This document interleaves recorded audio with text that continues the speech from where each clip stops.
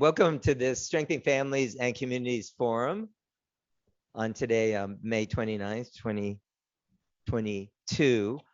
So grateful you could join. Well, next up, we have yours truly. So here's my premise. So to break the generational cycle of outside of wedlock birth, we need a revolution of abstinence-centered education.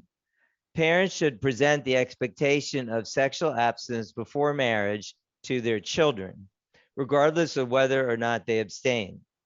They should think about what is best for their children's future and speak honestly about their own situation. School and community-based programs such as Urban Life Training can back up parents in making this revolution.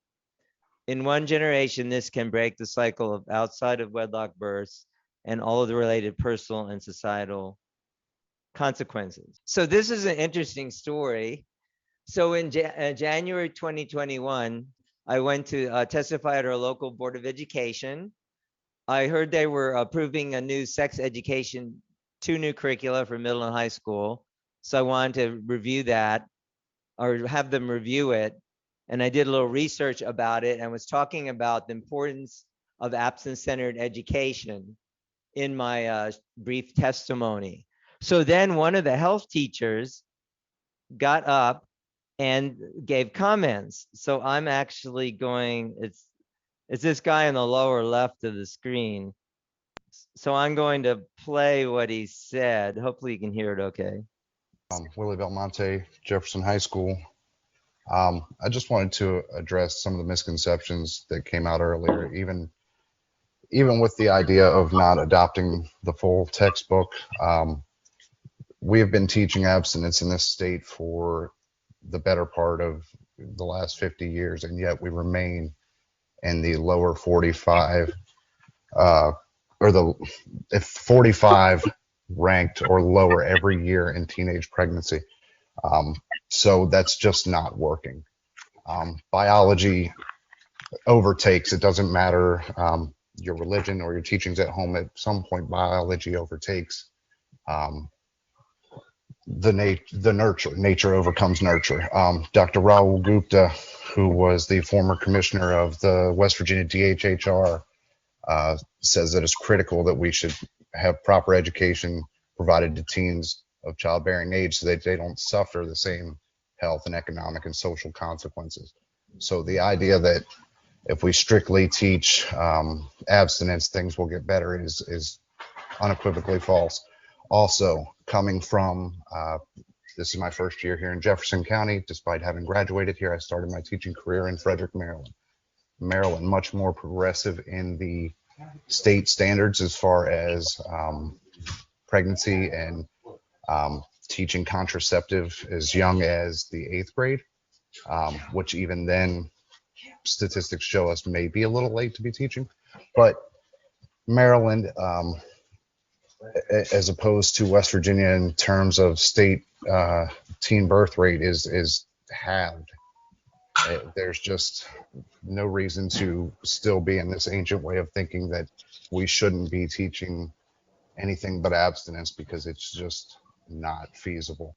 Oh, by the way, I've looked at the West Virginia standards and they don't have abstinence-centered education. It's just mentioned that that's one of the options you should teach, which is a far cry.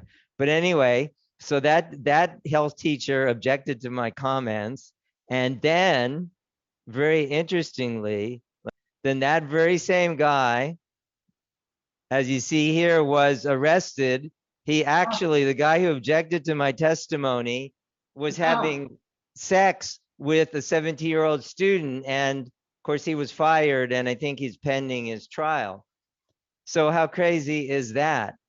So I mean that is really crazy. And it says, I want to read one comment one of the Board of Education members made. School board member Donna Joy has called on Superintendent Bonnie Shea Gibson Learn to have an independent investigation conducted into what Joy described as a permissive supervisory environment at Jefferson High over the past several years. The investigation, Joy said, should examine whether the school had lax leadership that fostered other improper relationships between teachers and students. Joy taught math at Jefferson High for 2012 to 2019. In a phone interview, Joy said she first reported Zeiler. That's another guy a couple years earlier who also was arrested for having sex with a student. Reported Zeiler's suspiciously inappropriate behavior with students. She also reported other instances of what she considered inappropriate staff interactions with students. She said that her reports were not taken seriously or adequately looked into. She also maintained that the school's loose supervision led to at least 5 instances where students were caught having sex during a school-wide lunch period called Cougar Hour. Wow. So, I mean, if that isn't a wake-up call for needing to have, directive types of education in our schools, I don't know what is. But interestingly, although I did write a letter to editor and they had a pretty good write-up, this write-up here, it's not received nearly as much attention as I think it should. I mean, like, why are these kind of things happening?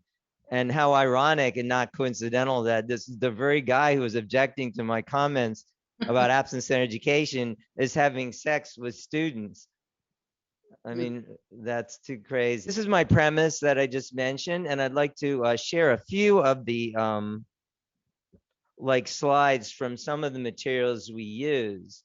But I mean, parents, of course, are the ones who should promote it the most. I think the idea that, in my experience, the parents overwhelmingly support absence-centered education. And that means not just mentioning the absence is a good choice or is a choice. And by the way, oftentimes absence isn't even defined properly if it is mentioned, but meaning absence from all sexual activity. But that's what students should do, and parents should be honest enough, whether even if they didn't follow that themselves, to know and tell their children that that's the right standard. So I think that that's where it should start, and then other programs like ours can back that up. I don't see how else we're going to break this generational cycle. But let's look at a couple of this kind of materials. So we talk about achieving true freedom by really being free to accomplish your goals. Not taking shortcuts like using drugs or trying to appear mature by having sexual relationships. We do talk about the actual consequences that can happen. Like this chart shows the stages of HIV disease, that you can't really tell if someone has HIV. And then after like 2 to 7 years, then they could start having symptoms like weight loss, diarrhea, fatigue, fever, night sweats, swollen lymph nodes, and develop AIDS after 10 years on average. So, I emphasize, if you're looking at someone, can you tell if they have HIV or AIDS? No, you can't tell. We do some reality-based slides. Like that's a uterus infected with this woman has chlamydia, and the cervix is all infected and pussy. So about 50% of there's a 50% chance of getting infected. If you have a sexual encounter and someone has chlamydia, you could be infected. So that's a really high chance. Causes painful pee, itching, discharge. Often it's invisible, but without treatment, it can cause pelvic inflammatory disease. Teenage girls have a higher risk than older women. So then, and then that can lead to infertility. So I asked, well, what does it mean not to be infertile? So someone, will answer, well, can't have children. And actually, every day in the United States, 35,000 teens, young adults are infected with a sexually transmitted disease. And that includes 10,000 teenagers. At first, when I heard that, I didn't think that was right. I thought 10,000 teenagers get infected every day. But yes, it is. Sexually transmitted diseases like chlamydia are very easily transmitted. So that's a sobering. This is a really interesting chart linked by affection and infection. It shows, this is a chart where an actual high school in Midwest did a survey where students could anonymously log in and report their romantic and sexual encounters. And he found out that in his school that 288 students, represented by the blue dots for boys and the pink dots for girls, were all related together, or how do you say, linked together, because there were interrelated sexual relationships. So like if this one girl on the bottom here, she had one relationship with this guy, but he had a relationship with this girl, and this boy had a relationship with this girl, and so on. So even if they only had one sexual encounter, they were linked to 287 other people. So do you think like at the school they knew that they were linked to all those other people? No, obviously. So that is crazy. So even if any one of these people had some kind of disease, it could be passed along. And about half of the students weren't sexually active, so they're not on this chart at all. So that, can break this chain. What about condoms? Do they provide good protection against STDs? They provide about 80% risk reduction for HIV, around half, 50% risk reduction for gonorrhea, chlamydia, genital herpes, HPV, and syphilis. So like if you're going take a ride somewhere in a car, if there's like a 20 to 50% chance you'll never arrive at your destination, are you going to like take that transportation?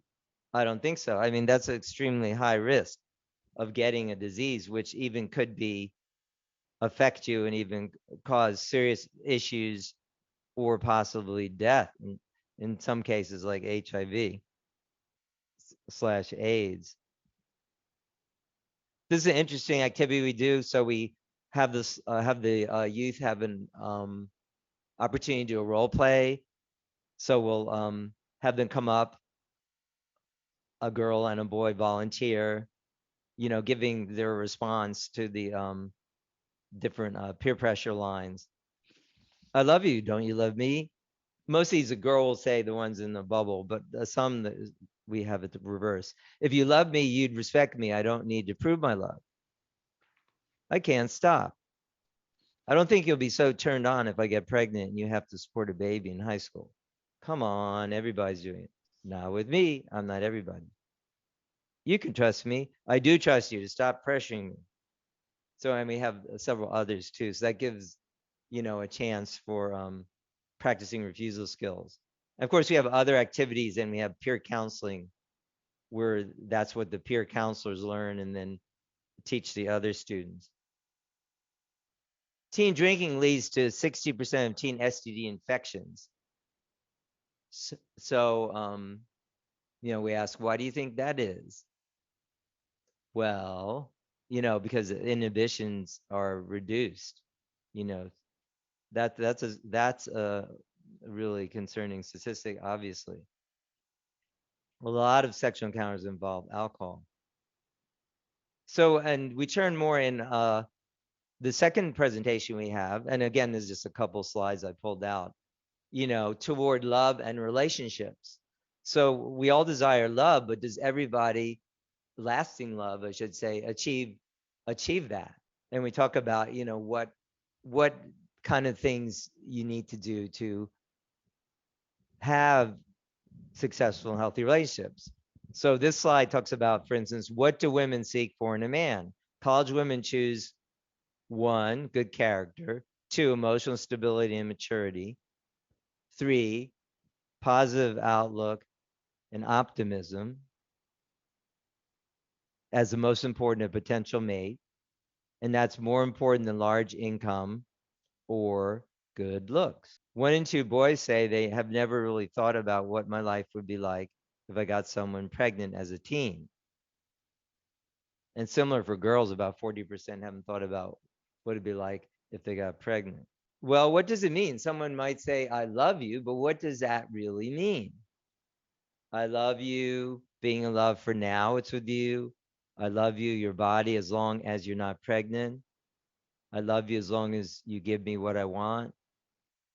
I love you until someone else better comes along. I love you, your bling bling, popularity, fame, clothes, money. Is that real love? No. So we also talk in another slide about, what about loving you for your personality, your heart, your kindness, and those kind of things. So, get try to get the youth thinking about what is important. Love is honest. Ask yourself, is this really in the best long-term interest of the one I love? If you're not willing to ask this question, don't say you love someone. Maybe you're infatuated. You just want to have a relationship with them, sexual relation, but don't call it love if you're not thinking about, what's best for them. So there is a reason and a place, where children are provided with the most support and stability, and that is marriage. And that's why, and it's the place that's best for children to grow in a safe environment where there are two parents who love each other and love their children. So we see here, marriage represented in, or different marriage in different cultures, and each and every culture throughout the world, recognize the importance of having that safe and stable environment for children to grow up in, and to provide that safe environment. This is a success formula. If you graduate from high school, get a full-time job, and wait until 21 and married before having children, there is very low risk that you and your children will live in poverty, about 2%. But if you don't graduate from high school and do any of these things, then, or don't get a full-time, don't wait and until you're married, then there's a 74% chance that your children and you will experience poverty. So that's very striking. That's very striking, obviously, statistics right there. I mean, even just this simple thing of waiting until you're married, that's a huge difference. And in my personal experience, like working with like over like 3,000 DC youth in presentations and about 200 in clubs that we provided for youth at different schools or organization, then a lot of youth, they haven't really thought through or about these kind of issues, because they don't know anyone who's married, or it's not common. And perhaps their own parents aren't married in many instances. So it's certainly good to discuss these issues and set the standard for our youth. And what used to be commonplace even in the 90s, that school age children shouldn't be having sex, even that now in the last couple decades has been altered a lot, in the sense that you see this push for all these like sexualized introduction of different curricular, so-called comprehensive sex ed, where they're talking about things to very young children, and even now putting in all the LGBTQ stuff. Not good. So this is some of the youth we worked with from Eastern Senior High School. The young lady in the middle, she's married now and has children. She was like Miss District of Columbia, Rita Sinha. And those are some of the other youth, Milton and Lakia and Nicole, Melvin. Yeah. So those who pledge to delay sex through making a pledge, and we offer the students, who we give the who are in the program, if they're a peer counselor, they have to make a pledge. But also we ask other students that would like to make a pledge to stay abstinent before marriage and stay absent from drugs and alcohol. Studies show that they delay sex 27 months longer, and they're more likely to graduate from high school, college, and make more money. That's a good thing. And then they can take the pledge home. We give it to them, they can sign it, and give them a copy to take home and share with their parents. What if you've already had sex? Well, 6 in 10 sexually active teens regretted it and wish they'd waited. 85% of teens believe sex should occur only in long-term relationships. Many have chosen to stop.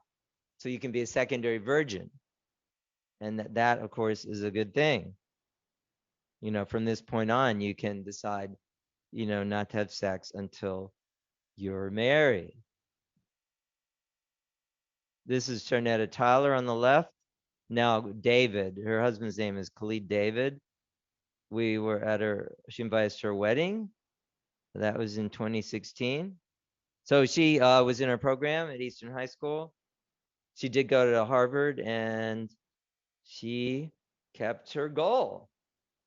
So it is doable. And those, we can have these kind of positive, impacts on, young people.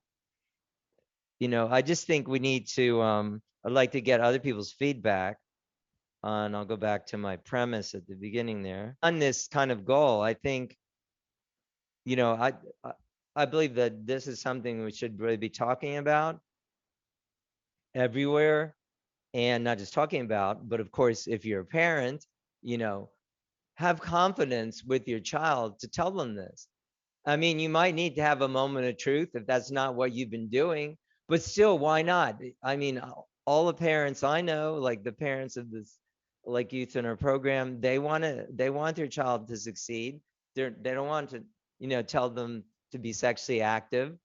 So that being the case, maybe there'll have to be some moment of truth, you know, about their past, but that's something I think we need to do. And like, Michael was saying earlier, think about what's best for the children. We could turn around the generational cycle, and and this, the irony, like, of that guy, the teacher there who was having sex with the students. I mean, who wants to not support absence in education? Well, in this case, the guy is actually having sex with the students. I mean, of course, that's what parents want. So you have to ask the question, who doesn't want that? If they have a good character, they're going to want that. I'd like to conclude with the words of some of the students, teachers, and parents who participate in the Urban Life Training and Reality Assessment Program. Once you make that move or make that mistake, it's constantly on your mind. If you don't even go down that route or go down that road, then it's nothing to think about. The reason I joined this program is because in my past, I made a lot of mistakes. And if a girl tell you that she's pregnant, man, right now, that's the worst news you can have, man. I had that before, and I'm just trying to start over. It's like making sexual abstinence work, giving you something to do other than being on the streets or being places that you don't need to be in, negative places, so that you can basically have something to do. You won't have sex on your mind, and you can be taught from different people.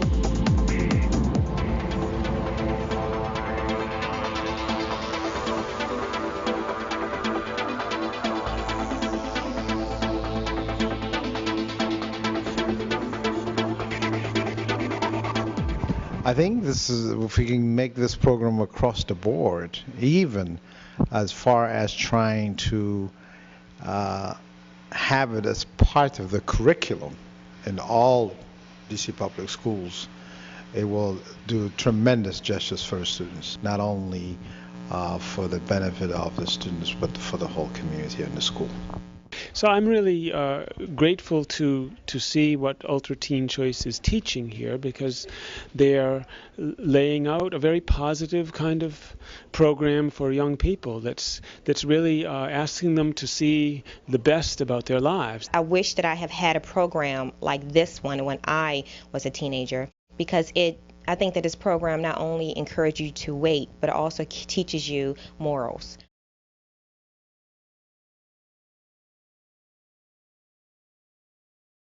Anyway, I'd like to get any comments about this premise here.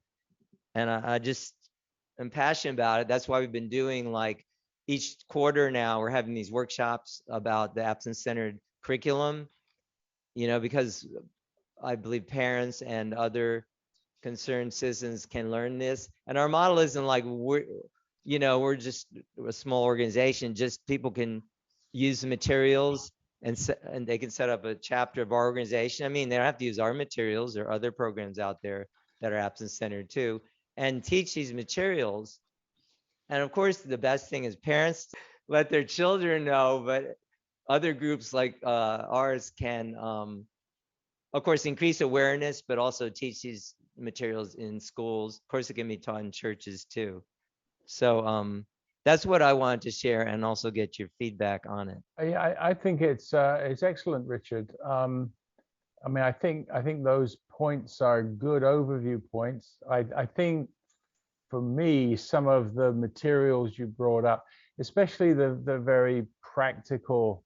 I mean, I think the stuff about the role playing is really important, and it ties in with what Stephanie was saying about, you know, teaching children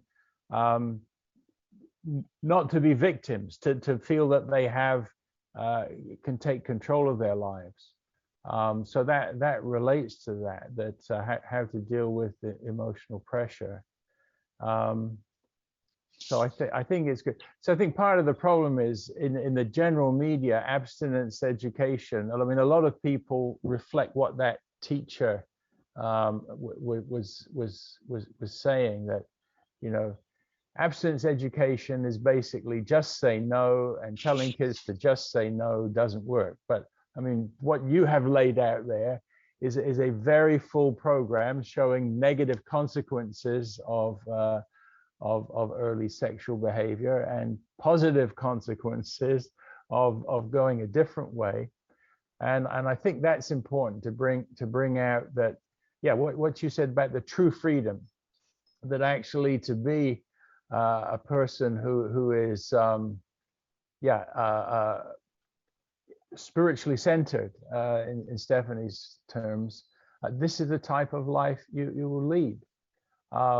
And you know, examples like that, the young lady who's a Harvard graduate, this is the type of success it can lead to if your abstinence is part of a whole life vision. I respect myself.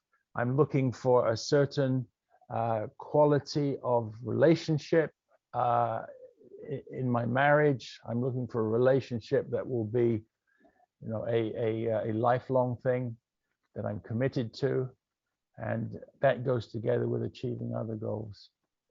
I don't know if you could bring some more of those type of points out in that sort of overview statement.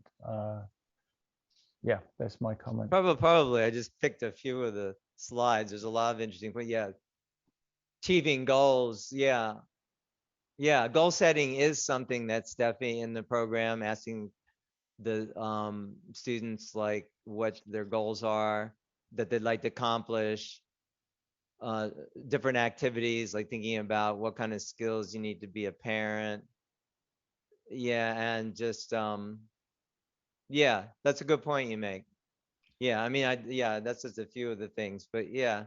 Richard? Yes. I have a comment. Yes, go right ahead. I wrote an article called Understanding Spiritual Sex. And I think one thing that you might add for, and this was written for parents, how to empower your child. Mm-hmm. And I've got 12 tips on that, and just taking a few of them here. Parents really need to talk to their children at an early age about sex. And I know that's kind of still a taboo subject for parents to talk to their kids. But for example, you can start as early as 5 or 6 years old and talk to children about no one touches you in an area covered by your bathing suit. Because a lot of children don't realize that most of the promiscuous behavior or the abusive behavior with kids, sexual, that happens to children by people that they know. Right. It isn't about a stranger doing this. Right. It's about the uncle or the boyfriend or. So parents really need to talk to their kids. If you've got a live-in boyfriend, about making sure and reinforcing that. And there's a film that's available that I think every parent should watch. It's only 17 minutes long, and it's called Groomed, Groomed, and that's on YouTube. And it was made by an 18-year-old young man, and it's a very good film. And I really think that people should understand what grooming is all about, because it's not like they just come and sexually abuse children. It's that they condition them so they can, and then they keep them quiet. I have interviewed so many women on my show that have been groomed, didn't know they were being groomed, but they were groomed and abused. And one that comes to mind is Barbara Johansson, and she was molested by her pastor. And she didn't understand what was going on, and she thought it was acceptable.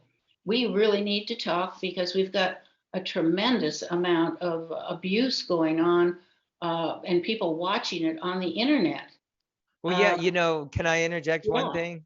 please do. You talked about, I think, that movie about on Netflix. I don't have Netflix, but Athlete A. What I was reading about that and listened to other articles and things when, previously about the Dr. Nasser and the Olympians. Here's what I'm getting at. So he was supposedly examining these Olympians, and they knew something was wrong because he was touching them sexually and their genitals and stuff, but yet maybe some of them weren't quite sure. You know what I'm saying? I saw some of the comments like they didn't report somehow. Anyway, go ahead if you have any thoughts on that. Well, that's part of the problem.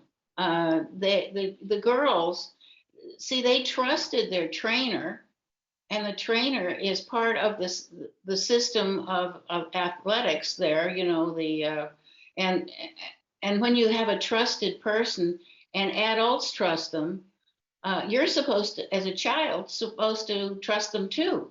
So it's confusing to them unless they have specific information on what's going on, and people talk to them about, regardless. And this is where your instincts come in. If you feel something is wrong, you need to listen to those instincts, because these girls said this didn't feel right to me, but everybody else was going along with it. So they didn't speak up. So it's critical that we encourage people to understand their own spiritual power and understand that, and give them some, specific guidelines so that they will not become victims. Something that compounds that problem, Stephanie, which I'm sure you're aware of, is that in those situations, if one child speaks out and it's some sort of authority figure, a trainer, a pastor, whatever, they deny it, tell a story, and the abused child is not believed. And that probably has at least as much, if not more, damaging effect on them than the initial abuse. Can I just ask your article, Understanding Spiritual Sex? Is that on your website? Will you find it? It is. Good. Yes, okay. it is. Thanks. And there are some other tips here that might be of interest. I really think it's important for, I talk about, I use the word spiritual sex because years ago, kings would not marry any girl that wasn't a virgin. And the reason for that is because they knew that when they had sex, it was a spiritual bonding between two people. And that's what young people don't understand. The more sexual relationships you have with different partners, the less likely you are to bond with one person. So it is critical, if we want to strengthen families, that they understand more about their own sexuality and their spiritual sex, if you will. I've been in the absence-centered education field. I heard about it around the late 90s, 1990s. Yeah, since 1997. That's when I kind of hit the streets. Our daughter was in elementary. I even went to her school. And at that time, elementary was still in 6th grade. So the principal, even at that school, I was in DC, said, yeah, no, I want the sixth graders to hear this, and so on, and then worked with middle and high school. But what I'm getting at is that it's just not common for people to talk about it. I'm not so sure parents are emphasizing enough with their children. Probably that's the core problem. Yes. And it's just like, it seems like it's just so super critical. We do need kind of really a revolution, and all kinds of people need to be talking about it. So I'm not just talking about, I mean, of course, I believe, bring the education to the schools, but obviously one aspect of it is that knowing, first of all, that it's important. And one thing is that men's weakness is sex. But guess what women's weakness is? Love? No, I don't know. What is it? Tempting men. I see. So look at all the temptresses and how they dress. And Hollywood is a great example of this. And you wonder why we have a society following movie stars. I think that's changing a bit, but the temptresses are all around us.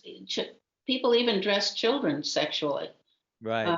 Which is so we need to educate ourselves and educate others, because this is a huge problem, and it's probably one of the most important issues that we can discuss, because our children commit suicide over this.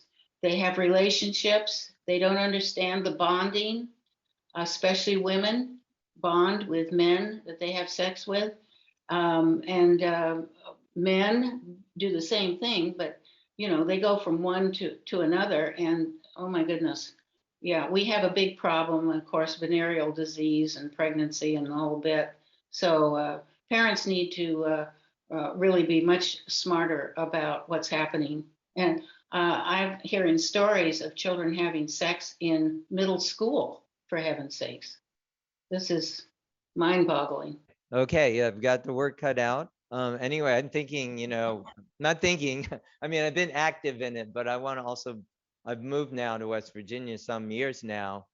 Obviously, I've started approaching the schools, but I don't, we have like a chapter model where other people can become a chapter and use our materials and just do it locally. So I see it as a very decentralized thing, that at least that's our model, where people can do it in their local communities.